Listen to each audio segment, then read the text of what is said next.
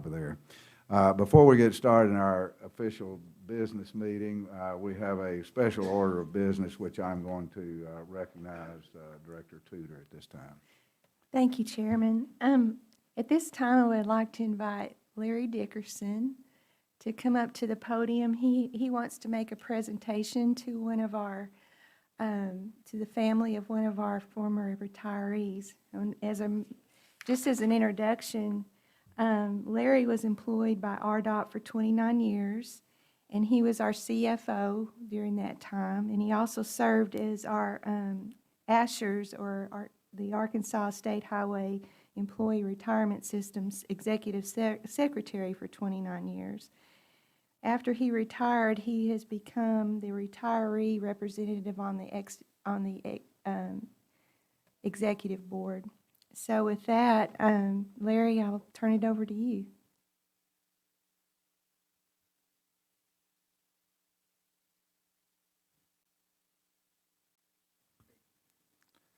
Mr. Chairman, members of the commission, thank you for allowing me to come and recognize my friend Jim Chaney.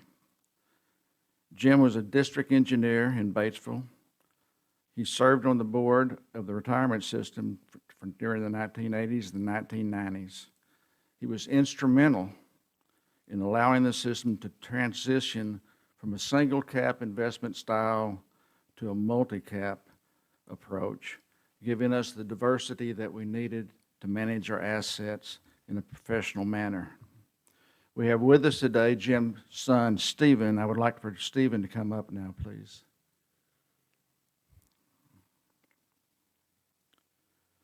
We lost Jim this past month, but he left us with true examples of how to live. Stephen, we want to present you with a copy of a poem by Rudyard Kipling called If. And there's two lines that I always focused on. The line would say, if you can keep your head when all about you are losing theirs and blaming you. Jim is a district engineer, and these people at this table understand those words completely. But your dad, he hit that target every time. So we'd like to present you with that. And in addition, we want to present you with a clock that's a replica of a gyroscope. And my hope is that when the family looks at this, they're reminded that your dad maintained his direction and focus even though the outside wheels of a gyroscope starts to wobble and lose its focus. The retirement board does this not just to remember your dad, but to acknowledge the tremendous success he achieved.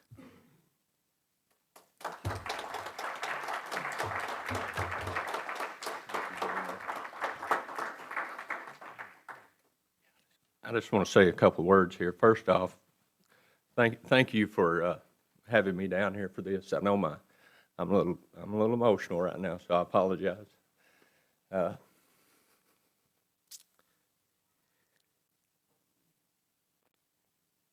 Thank you. I know my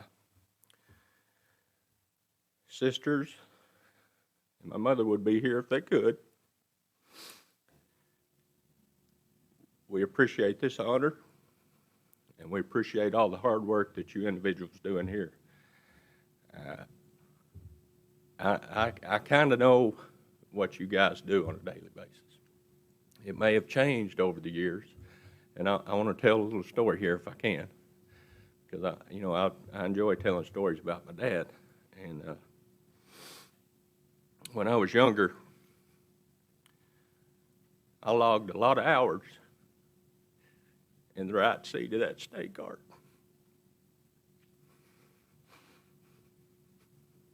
To the point where I thought I could do that job. Knowing darn well I can't, but at that age I could. And this one story, it was in, I believe it was in 77, and they were building the bridge there at Batesville. And he came and picked me up one morning. I I don't know if we were out of school, if it was summertime or what, but he came and got me. He said, I want to take you down here and show you where they're putting these pilings in on the south side of the bridge there before you got to the river.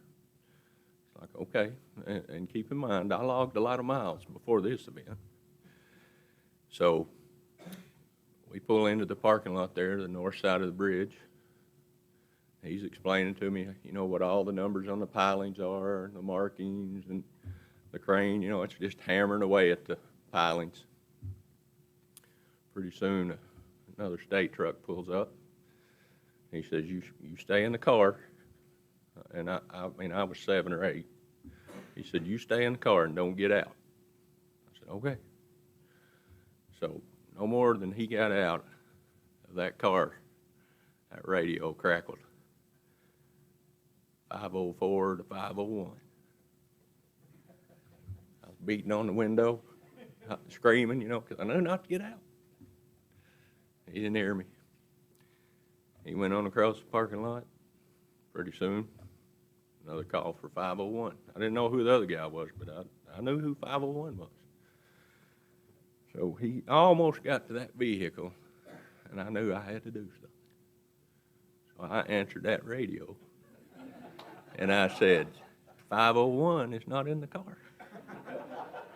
And he got over to that truck, and of course I'm up on the dash, you know, how you were watching, and he didn't stay long at that pickup, because I think the conversation at that pickup was, I believe your boy got on the radio. And here he come back across. Now, I didn't know that at the time, nor did I know any way in the world he'd find out about it. You know, I just didn't even cross my mind. So I'm still up on that dash, watching. Here he comes. He's walking a little faster.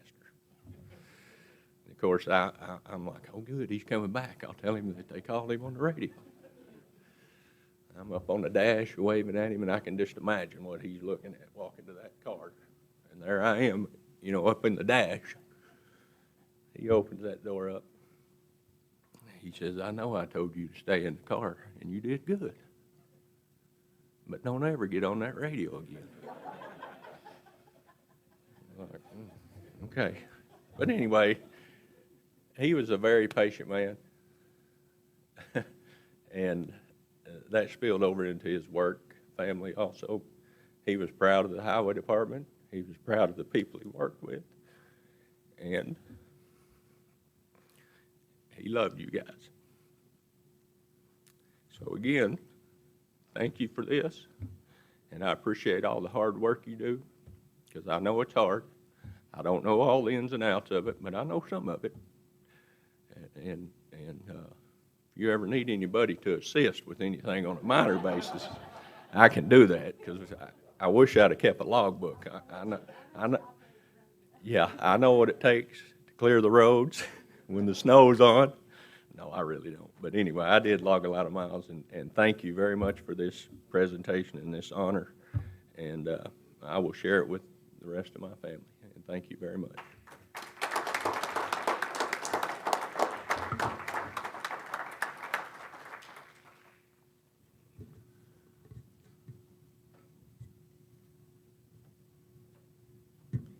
At this time, I think we're going to do a picture, and the commissioners, if you want to join us, that would be great.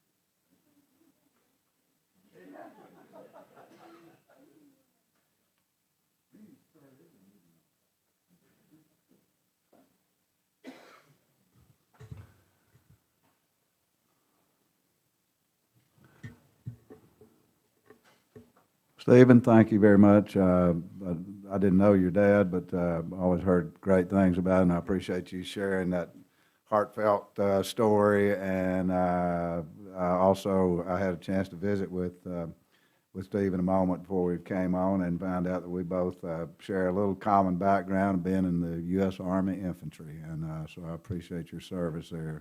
Good luck to you and your family. Thank you. Okay, we'll officially commence our meeting at this time. Again, I'll ask everybody to remember about your microphones on and off for benefit of those in here and those who are watching live streaming. We'll begin as we have in previous meetings. I'll ask for a motion that we use our electronic signatures on the motion. On our minutes, I'm sorry, on the minute orders. So moved. All right, we have a motion and a second. Second, all in favor? Aye, opposed, no. Ayes have it, we will do so. All right, we'll move forward first with approving the minutes from the September the 15th meeting. I think everybody's had an opportunity to review those. Do I have a motion approving the minutes? So moved. Have a motion and a second. Second, all in favor say aye. Aye. Opposed, no. Ayes have it, motion is approved. All right, next item on our agenda is consideration of our minute orders, and we will do as we have in the past. I'm going to ask Dave to read the minute orders. If you have question or comment, if you'd let me know, and I'll recognize you, and we'll have any discussion that we need to have on the individual minute orders. If I see no question or comment, I'll ask Dave just to move on to the next order, and we'll consider that approved. Okay, Dave, it's all yours. Thank you. Thank you, Chairman Moore. Minute order 1 has to do with the purchasing committee awards, authorizing payment. Minute order 2 found on page 27. This minute order gives authorization to pay the annual dues to the AASHTO Resource Program. This is something we've offered for quite a while now. Minute order 3, authorization to solicit and evaluate proposals for developing and implementing real-time pavement condition data. Mr. Chairman, I've got a question. Lori, could you kind of give us a Reader's Digest definition of real-time pavement condition? I'll try, and if I'm not successful, I've got Jared Wiley here, Well, and he can do that. Jared's fine. But it's just some new, Confederate Railroad. Sorry.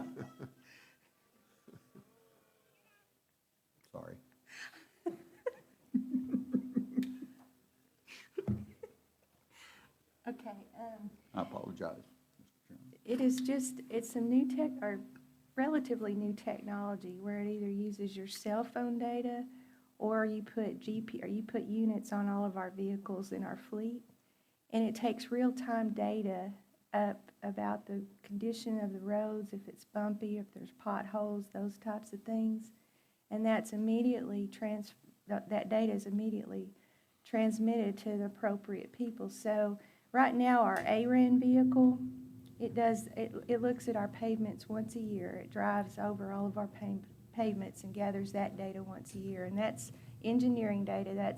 We still need that, but this will just supplement that data into real-time data. So like after a bad snowstorm or ice event, there might be several potholes that pop up, and it'll just help us identify those quicker and better, those types of things. Okay, thank you. I'm sorry, start over on that again. What's the collection basis of the data?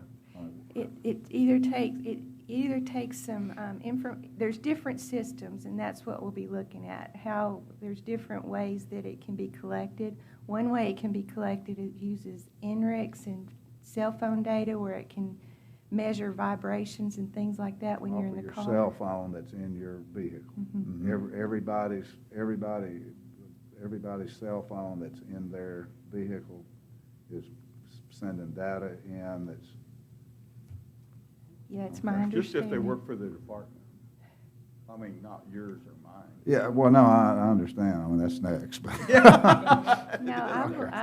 Well, Okay. we'll be evaluating different systems and which to use. Another system is to install something on our vehicles and Okay. our fleet and use that. So we'll see, we'll be reporting back. Okay, thank you.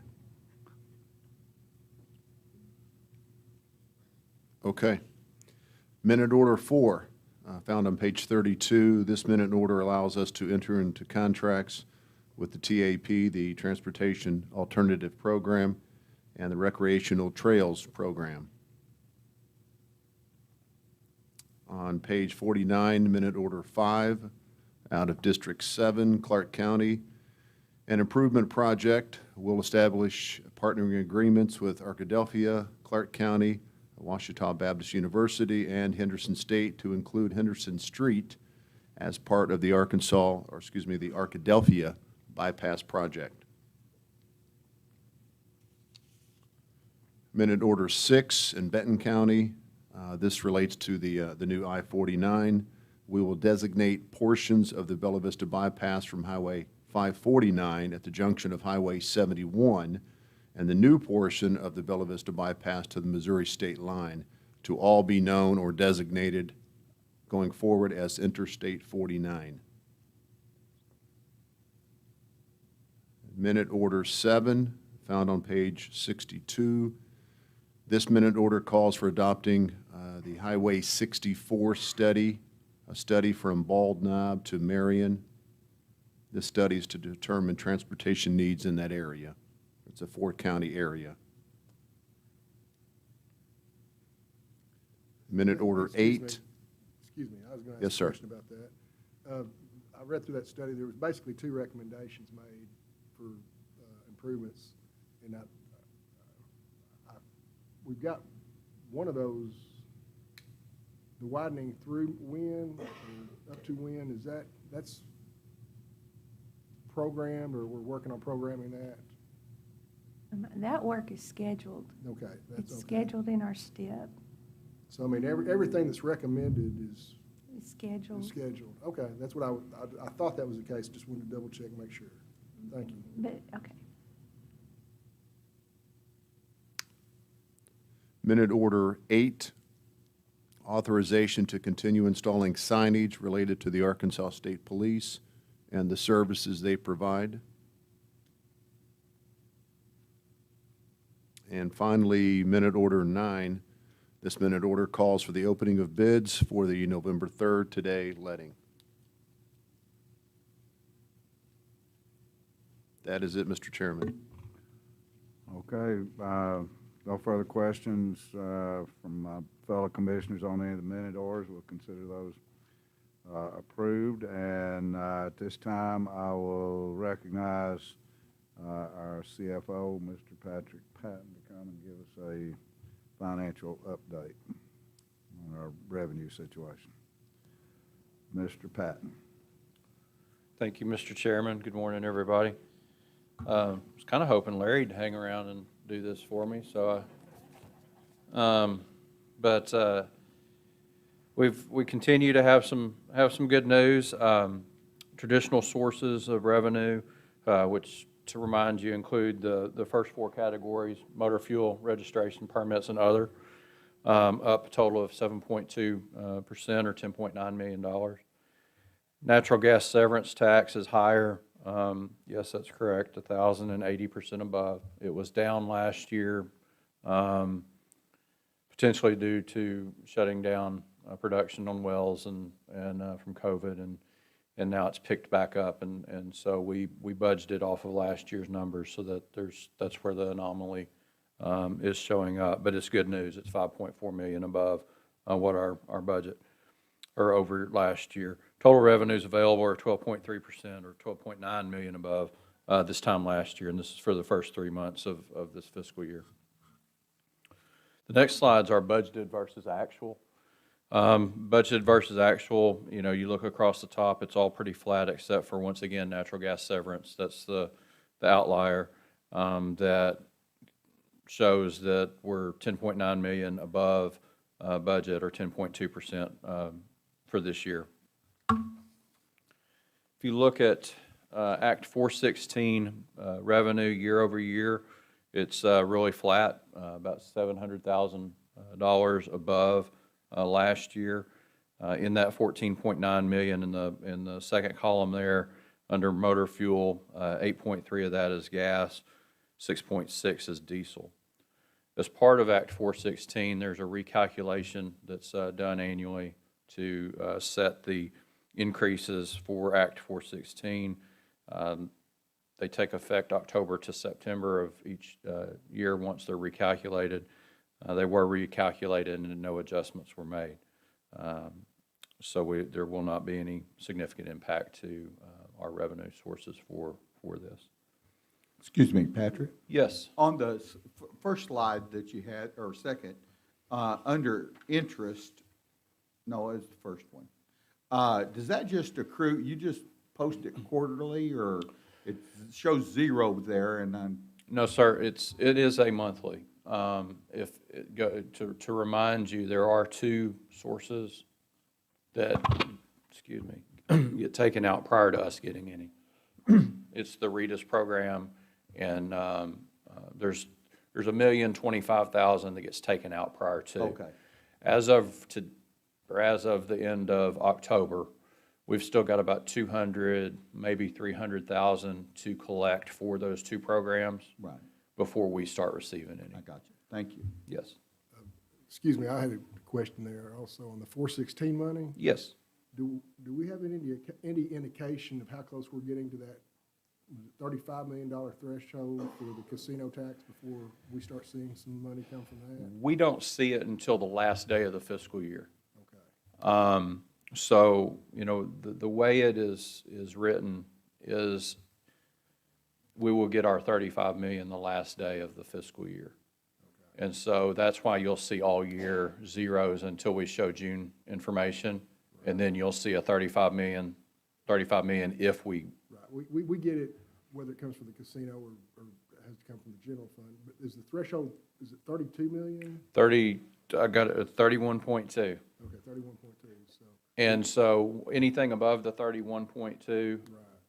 We'll get out of the general revenue fund up to 35 million, but there's no cap past that. So if they have collections that blow through the roof of 100 million, we could potentially get, 69.8? Right, okay. But we don't know how close we're getting to that 31.2. I've got an idea of, we're probably with collections right now. I try to track it, but it's on a gross basis. Right. And there's some fees and things that get taken out, but we're within about, from memory, so bear with me, but about 12 million. Okay. So probably 18 to 20 million that's been collected toward that 31.2. And only 2 of the 4 have, proposed casinos are operational right now. So, no, West Memphis is building. Okay, they're building hotel conference and their casino's operational. Okay, all right, thank you. But they are it is progressing toward that 31.2. Okay, thanks. Okay, budgeted versus actual for Act 416. Once again, we're really flat, 400,000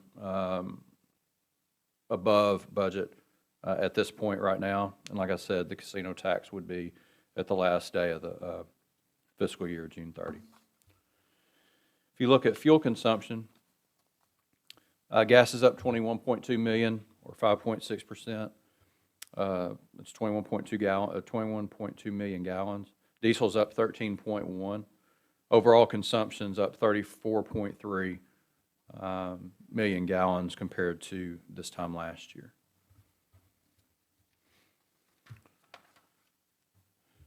Year over year, which is the rolling 12 months, gas is up 56.8 million gallons. Overall consumption's up 113.2 million gallons, or 5.37%. If you move over to the half-cent sales tax, and what this slide shows is the projected is what DF&A is projecting and actual receipts. I do have through October, so I'll deviate from this slide just a little bit. For October, we are almost 900,000 above DFNA's projections again. We did take a dip. We were on about a 15-month run of being ahead of DFNA's projections, and Mr. Ort said, "Watch out for the cliff." And so we had a $33,000 cliff there that we dropped a little bit, but we were back on the high side again. And so for this year, we're about 1.7 million above DFNA's projections thus far. And they did revise those projections and gave them to us to look at. Now, for the program as a whole, the last slide for half-cent sales tax, for the program, if you include October's numbers, we're 1.7% over, or $26.2 million over DFNA's projections for the life of the program. Any other questions for the fiscal presentation? If Very not, good. thank you. I like the delivery of good news. Thanks, sir.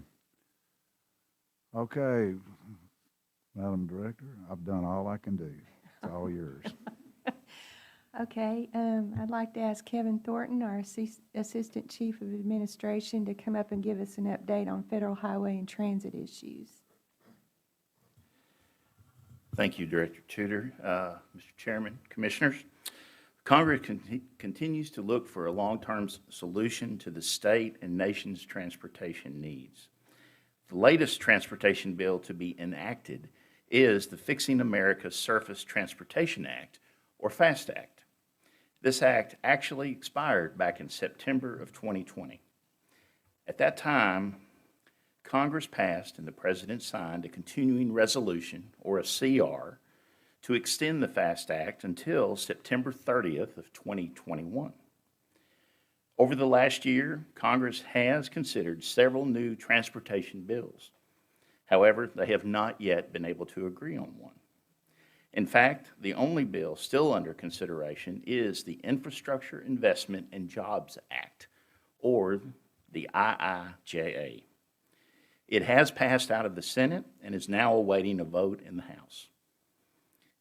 Because Congress has not been able to pass a new transportation bill and the CR expired on September 30th, we did experience a partial government shutdown on October 1st. On this day, the Federal Highway Administration was furloughed. Then, on October 2nd, Congress was able to pass another CR that extended the FAST Act until October 31st. Everyone had hoped that Congress would be able to pass our next transportation bill by then.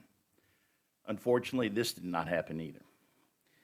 Then again, on October the 28th, Congress passed yet another CR, which extended the FAST Act until December 3rd. With this latest CR in place, federal funds will continue to flow. This means that we will not have to delay development or the letting of any projects. And we're hopeful that the ongoing discussions in Washington will lead to a new transportation bill in the very near future. I also have an update for you regarding the Highway Trust Fund, specifically regarding the balance of funds in the trust fund. And it's good news. The revenues have been higher than were expected. The Federal Highway Administration is now projecting that there will be adequate funding available in the trust fund to carry us into the summer of next year. This means that cash management procedures are not needed. Hopefully, we'll have a new transportation bill by then, which will include a funding revenue influx of funds into the trust fund for the next 5 years, which should cover the life of the bill. That concludes my report. Yes, sir.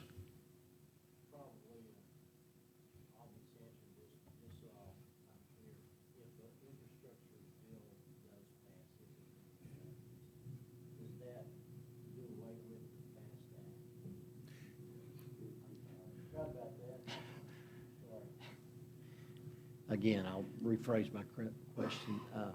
Does an infrastructure bill replace the FAST Act, so that'll be eliminated and it'll be replaced by a Yes, sir. new infrastructure bill. That's That what I is thought. correct, Okay. yes. Thank you. Thank you, Kevin. Have you heard any scuttlebutt on what, assuming the hard infrastructure bill is passed, of what Arkansas's portion of, percentage-wise, may be of the final bill? The 5-year amount that we've heard for Arkansas is the 3.6 billion over the 5-year period of the bill. 3.6 billion? Yes, sir. Yes, sir. That includes many different categories of funds. Right. And we'll have to look into that to see more about how the bill breaks it down. As the discussions continue in Washington, we're able to learn more about the bill, and we'll be able to give you more information as we learn it. Is that additional funds over and above, how much more would that be than what we're getting today under the FAST Act? Based on some of the funding tables that we've received, we looked at that. Jared and I looked at that. We're estimating $200 million annually of an increase. Yes. And there's some other funding in there. We're just not exactly sure how Congress is how the wording will be. So we want to, once it comes out, we'll take a hard look at it. Kevin, go ahead, Philip. I was going to say, so you're saying about 50% of what our yearly money that we receive? Actually, this bill is about a 35% increase. Oh, about 30, okay. Increase in federal funds over the previous FAST Act. So I've been hearing 40%, and I just didn't, that was just scuttlebutt around Washington, so. Yes, sir. Yeah, I just wanted to point out how important issue 1 is for this, because if we're getting potentially getting an additional $200 million, without issue 1, we wouldn't possibly have the money to match that. And it also puts us in a good position if other states who haven't addressed their financial or revenue needs, we may be able to even benefit further from that possibly. Is that correct? That is correct, absolutely. We're thankful for issue 1 and the funding that it provides to us through state funds. That will allow us to take full advantage of what the federal funds that will be offered to Arkansas are. Okay, thank you. Mhm.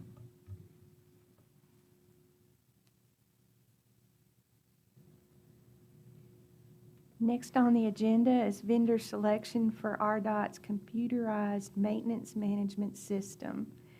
By minute order in October of 2018, you authorized the department to issue a request for proposals for a maintenance management system. 11 proposals were received. 5 companies were selected to provide a demonstration. Those are listed on your screen. Based on the evaluation committee's review, it's recommended that DTS LLC be selected to provide the department's maintenance management system. So I request a motion allowing the department to negotiate and enter into a contract for implementation of a computerized maintenance management system with DTS LLC of Orlando, Florida. Okay, have a motion? I'll move to accept it. Okay, all right, have a motion, second? I had a question. Mr. Yes, Chairman. all right, have a question now. Is this contract one of the contracts that possibly would be subject to review by HCRAS? Because, It will be subject to review by HCRAS.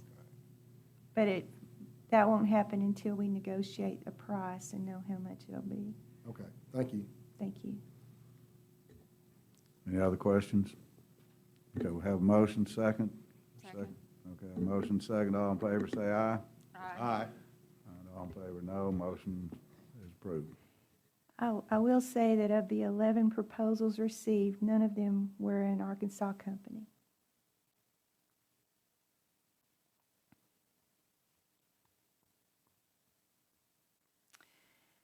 In July of 2021, by minute order, you authorized us to request proposals and retain the services of a qualified consultant to implement a human resources information system for the department. 10 proposals were received, none from an Arkansas firm. After reviewing and scoring the proposals, the top 4 were chosen for a software demonstration. They're listed there on the screen. Based on the evaluation committee's review, it is recommended that UKG Incorporated be selected to provide the Department Human Resources Information System, and I request a motion to allow us to start those negotiations and enter into a contract. Do you have questions?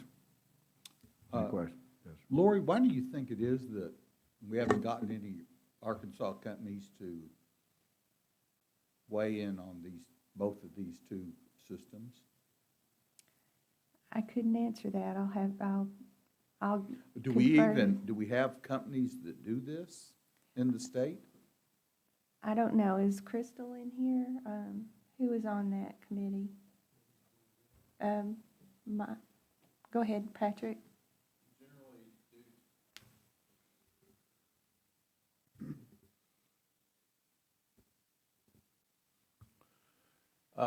Generally due to the size of I mean, I'm sure there are some that do perform these type services in Arkansas.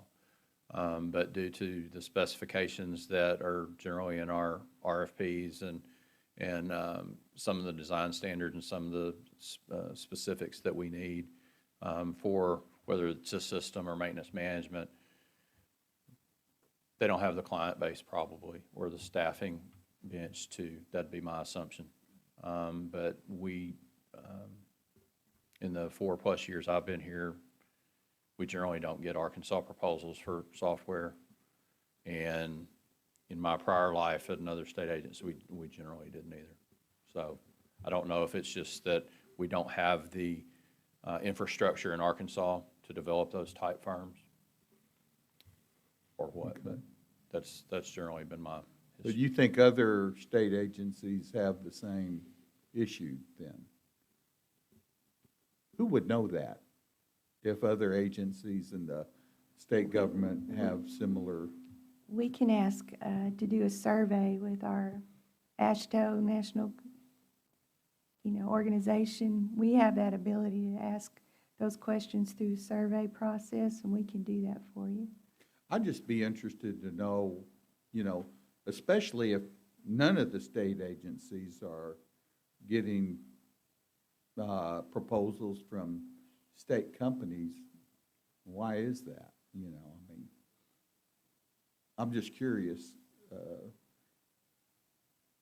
about that. I'm more than curious. I'll say, to me, it's likened to an issue of, well, do you use in-state contractors or out-of-state contractors on building roads or whatever? And we know there's a lot that goes into that, and, it's not just a cut and dried thing, But I was just curious why we don't have more in-state companies or any in-state companies that bid on these things. Well, and to add just real quick, due to the dynamics of some of these companies now, even if their hub may be in, say, Virginia Beach, Virginia, half their staff may be from 8 or 10 other states.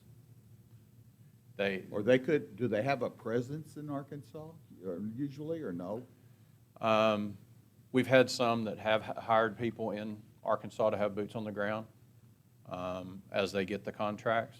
And and like I said, we've had 1 or 2 that have proposed in the past. It just was not what we were looking for from a technology standpoint. I don't think we need to do any kind of gyrations to come up with that. I was just curious about it. Thank you. I hope it helps. Yeah, that's good. Thank you. And again, I was just going to inquire, this contract also will have to go before HCRAS? Yes. Okay. But once we get it negotiated and completed, then they go and review? They review, and then it goes for a public involvement comment period. Okay. All right, thank you. Okay. Any further questions? Okay, you heard the director set forth a motion for approval. Have a motion? All right, have a motion second. A motion second. All in favor say aye. Aye. Opposed, no. Ayes have it. Motion passes. Thank you. Thank you. I had one other question here. On the previous one, we said we had that was based on a minute order from 2017 or 2018. That's correct. Is this based on a minute order 2021. 2021? Okay. I was having trouble finding it in my Yeah. paperwork here. Okay, thank you. Uh-huh. Okay, let me get back. Okay, so now upcoming events. Tomorrow I'm speaking at noon to the Arkansas General Contractors Annual Meeting. Then Rogers Rotary Club, then we'll have the legislator orientation on November 15th. I hope everyone can attend that again. That we think we'll have a bigger crowd than we did on October 20th. We have more signed up anyway. On November 16th, I have a PE board meeting, and November 17th we'll be presenting to the Highway Commission Review and Advisory Subcommittee, and we'll be giving them an update on the 40 Bridge. I will be giving them an update on projects 10 million or more, and we'll be getting their comments on the efficiency review rules that we submitted to them at their last meeting. So that's coming up. And then we start the District Service Awards beginning December 1st, before your next Highway Commission meeting on December 7th. So the month of December is going to be a lot of fun and a lot of traveling to different districts around the state. We're looking forward to it, and I encourage y'all. They're always great. You have a great lunch. It's good to get to meet the employees, the boots on the ground employees. It's just always a really good time. A lot of us will be going to it, and it's Christmas all year long, so.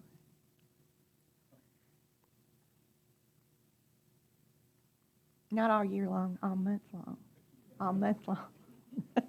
You were, Dick Trammell coming and I invoking his I wisdom like back to Christmas you. all month long, but not all year long.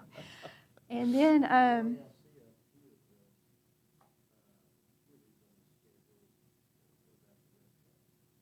well, that's after the December 7th meeting. Usually we stop showing things, but they should all be on your calendars right now.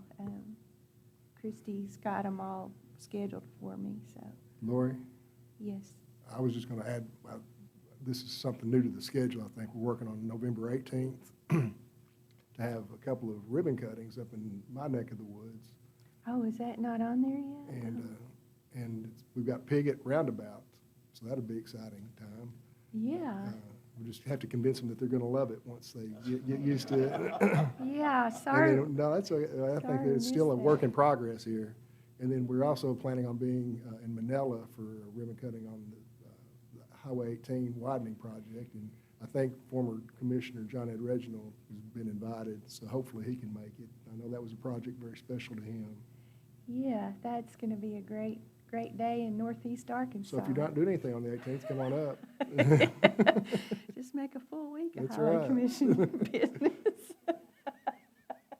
Thanks.